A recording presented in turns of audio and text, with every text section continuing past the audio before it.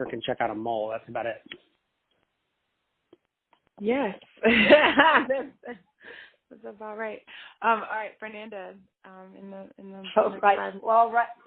Thank you, Dominic, and thank you. I mean, this has been very, very helpful. I was going to ask you one question, like to follow up in one of the opportunities that you talked about. You talked about like building more around the advanced, infrastructure that is around the provider, and you gave some examples in here.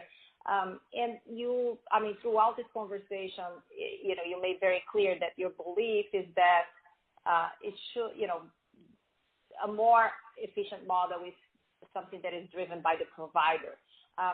And my question is some of that driven by the potential for network abrasion? Is there a conflict when you put a resource from a vendor to collaborate with providers?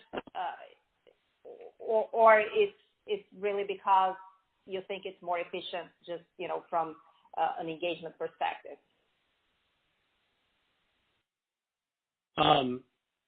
It's duplication of resources, and you can only, a good quote I heard one time is you can only check out, risk is like a library book, you can only check it out once. So think of if you're a primary care physician with a panel of 2,000 patients, and then all of a sudden the health plan comes in and says, oh, these 30 or 40 super high-risk patients, they're no longer your responsibility. We're going to give them to someone else.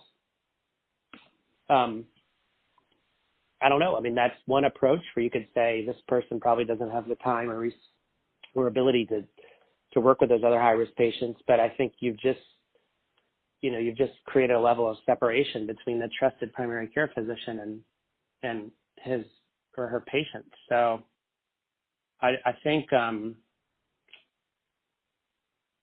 that's just like what I said. It's like what I've hoped for and seen is, how do we more enable providers on the ground to do what we're doing as opposed to deploying these new fancy markets, which tends to create more fragmentation, I think, in the long run, because what happens now once these health systems and provider groups really start to take on risk and want those populations back? Mm-hmm. And that's not too far away in some markets. Got it. Very interesting. And another follow-up question that I had for you is, you talk a bit about, the contracting model and and the process in there. I was going to ask you, you talk about, it depends on the CMO sort of philosophy. Can you talk a bit about who sits at the table when the decision is made? Who are the most influential people when you're making decisions around going with a vendor in a specific market for a specific solution? In a health plan, typically the CMO is responsible for care management strategy, right? So they're going to, if it's done right, they have a team, care management team, could be a business or physician or clinical leader, that evaluates markets, evaluates solutions. They bring together recommendations on how they're going to hit their cost of care targets.